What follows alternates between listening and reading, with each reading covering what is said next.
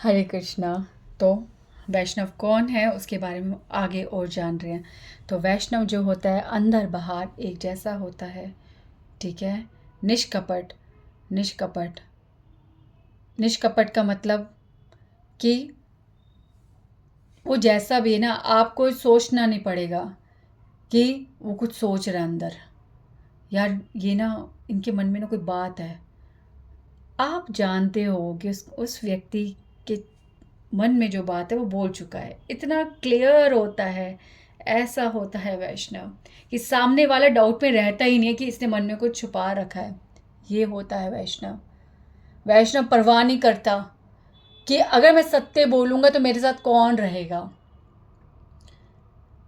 कौन मुझे छोड़ देगा, मैं अकेला पड़ जाऊंगा, मेरे साथ कोई नहीं रहेगा, मेरे साथ मेजोरिटी नहीं होगी, पूरी दुनिया कह दे कि ये गलत बोल रहा है, पर अगर वह वैष्णव जानता है कि वह जो बोल रहा है वो सत्य है तो वो सत्य है।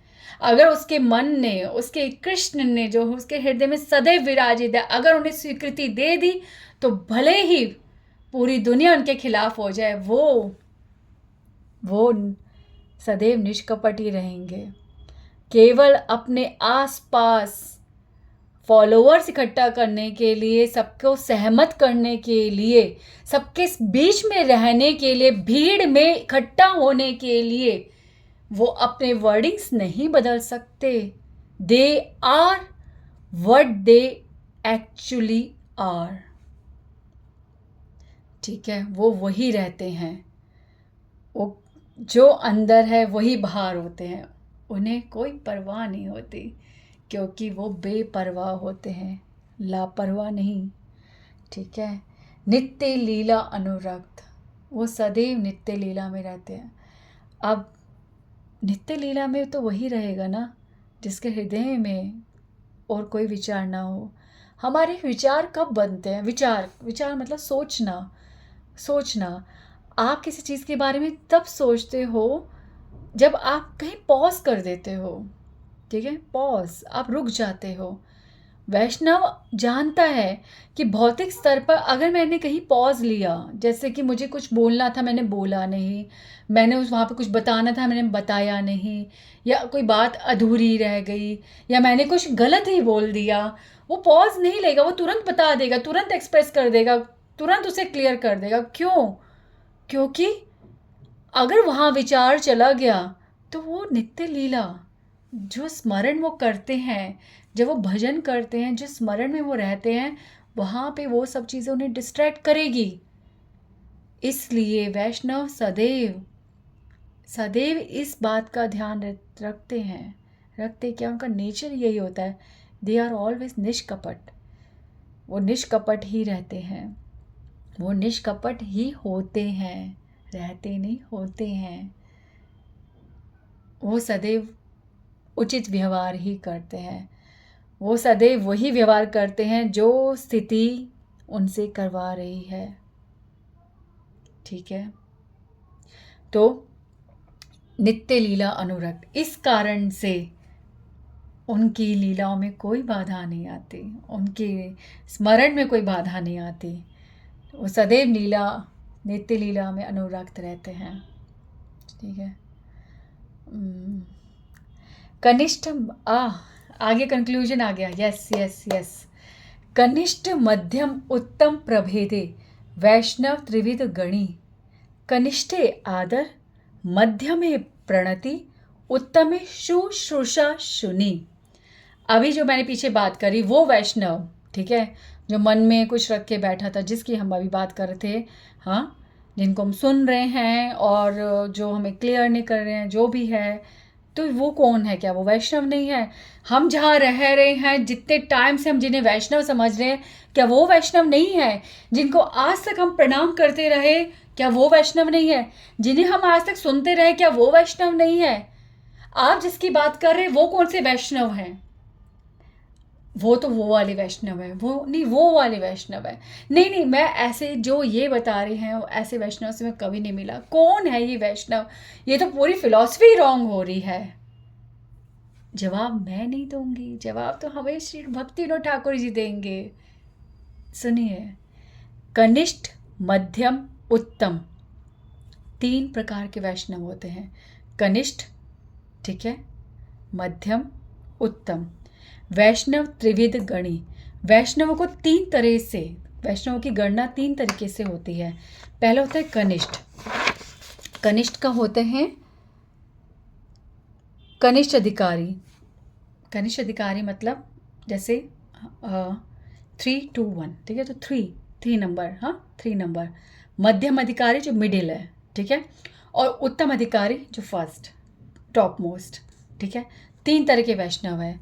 तो वैष्णव जो कनिष्ठ अधिकारी होते हैं, कनिष्ठ अधिकारी वो होते हैं जो अभी भक्ति में जुड़े हैं, ज़्यादा समय नहीं हुआ, वो भक्ति कर रहे हैं, वो भक्ति समझ रहे हैं, नियम फॉलो कर रहे हैं और जुड़ रहे हैं और अपने आप को दृढ़ करने की कोशिश कर रहे हैं। ये होते हैं कनिष्ठ अधिकारी। तो ऐसे वैष्णवों के प्रति हमें आदर सम्मान करना चाहिए। अगर आपके प्रति कोई आपके बाद कोई भक्ति में जुड़ा है तो आप उसको यूँ नहीं कहोगे अरे तुम नहीं जानते, अरे तुम नहीं जानते। अरे बाबा, जो उस हरि का नाम एक बार ले बैठा, चैतन्य महाप्रभु कहता है एक बार भी जिसने हरि नाम ले लिया वो वैष्णव है। वो पहली बात तो जीवेर स्वरूप होए कृष्ण नित्य दास, सभी भक्त हैं, पर फिर भी जो एक स्टैंप लग के कन्फर्म्ड है कि ये तो हरि बोल रहा है, ये तो हरि नाम कर रहा है, ये तो वैष्णव है, ये मार्ग पे आ ही गया है, तो वो तो एक वैष्णव है ही वो, ठीक है। पर आपके बाद आए हैं, पर हो सकता है आपसे ज़्यादा जान जाए, तो इसलिए आदर सम्मान, ठीक है, आदर सम्मान। ये नहीं कि वो अभी जुड़े हैं अरे तुम ये करो, यार मेरा भी काम करो और वो भी करो। नो नो नो, आदर सम्मान, आदर सम्मान। हम सब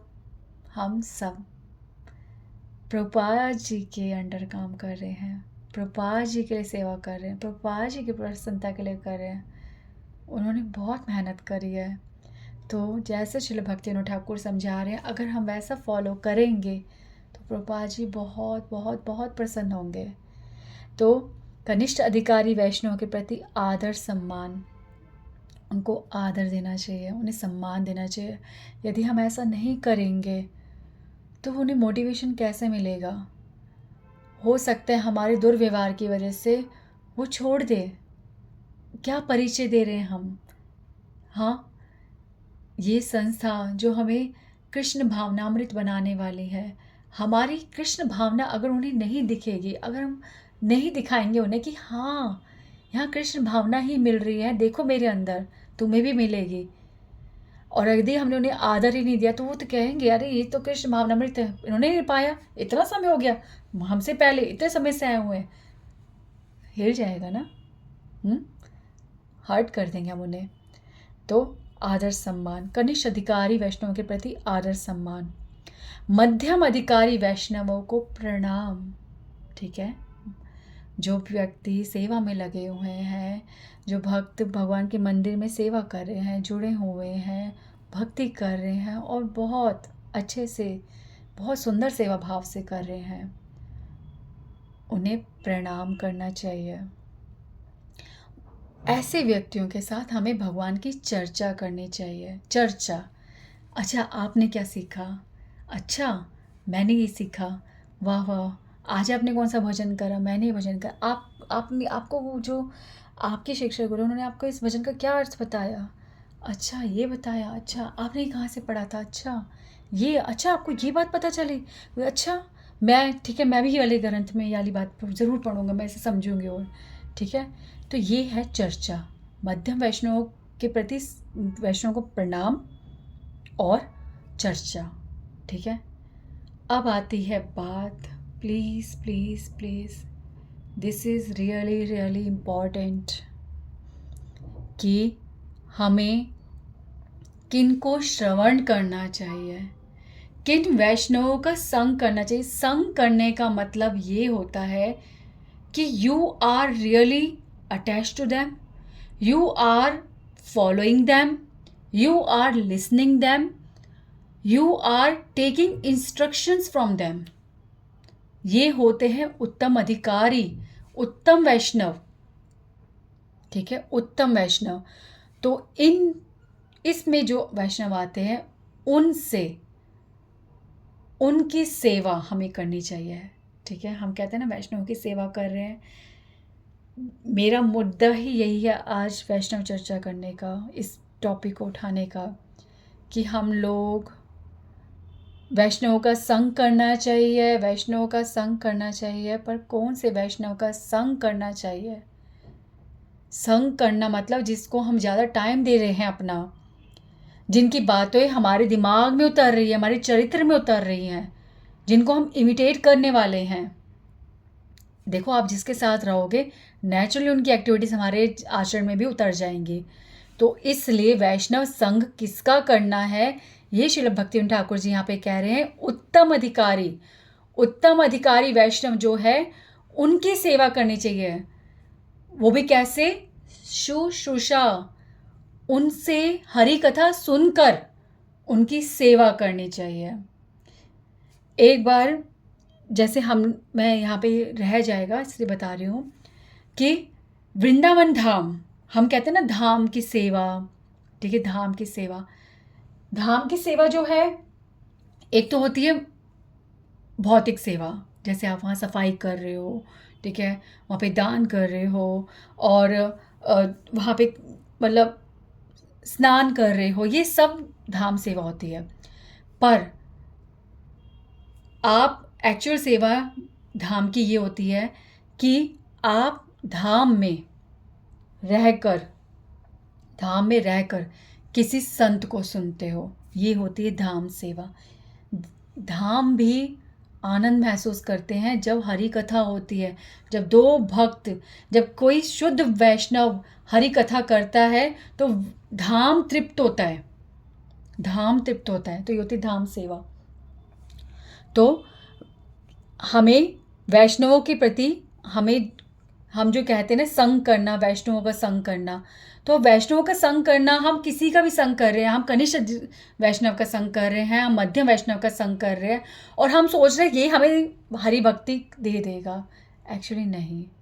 गौर गोविंद स्वामी महाराज यहाँ पे कहते हैं कि शुद्ध भक्त के मुख से ही हमें सुनना चाहिए। और श्री प्रभुपाद जी यहाँ पे कहते हैं कि शुद्ध वैष्णव का संग, प्लीज़ प्लीज़ रीड एनीवेयर, कहीं भी आप रीड कर लो। प्रभुपाद जी ने एक बार भी नहीं लिखा वैष्णवों का संग।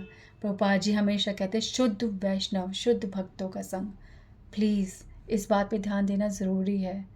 ठीक है, और यदि आप ऐसे शुद्ध वैष्णव को नहीं महसूस करा, अभी तक आपने नहीं पाया, तो मैं यही कहूँगी कि आप प्रभुपाद जी के, गौर गोविंद स्वामी महाराज के और हमारे गुरु परंपरा में छठ गोस्वामी को, उनके जिनके लेक्चर एक्चुअल अवेलेबल है वो सुनो, अदरवाइज़ उनके जो स्क्रिप्चर्स हैं उन्हें पढ़ो। ठीक है, तो इस तरह से वैष्णवेर कृपा जाहे सर्व सिद्धि अवश्य पाई तवे। तो ऐसे वैष्णव की कृपा अगर हमें मिल जाए, ऐसे वैष्णव का संग अवश्य ही हमें पाना चाहिए, तो हमारी सर्व सिद्धि, उन चरणों से हमारे को सर्व सिद्धि है, कृष्ण भक्ति, प्रेम भक्ति, वो हम पाएंगे। तो वैष्णव चरित्र सर्वदा पवित्र, यही निंदे हिंसा करी।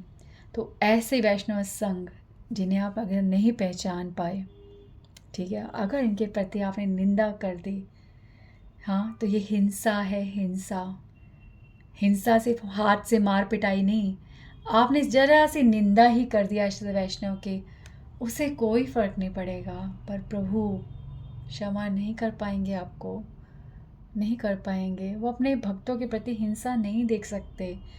तो श्री भक्ति विनोद ठाकुर के हम सब दास अनुदास, ठीक है, हम सब उनके दासों के दास, हम सब अनुदासियाँ, ना संभाषे तारे था के सदा मौन धरी।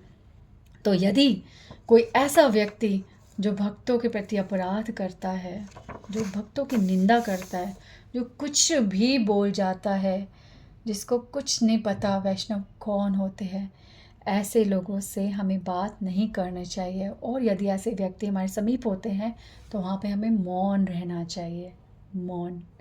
ठीक है। हरे कृष्णा कृष्णा कृष्णा हरे हरे, हरे राम राम राम हरे हरे। आप ये पूरा तभी समझ पाओगे जब इससे पहले वाला पार्ट सुनोगे। ठीक है। हरे कृष्णा।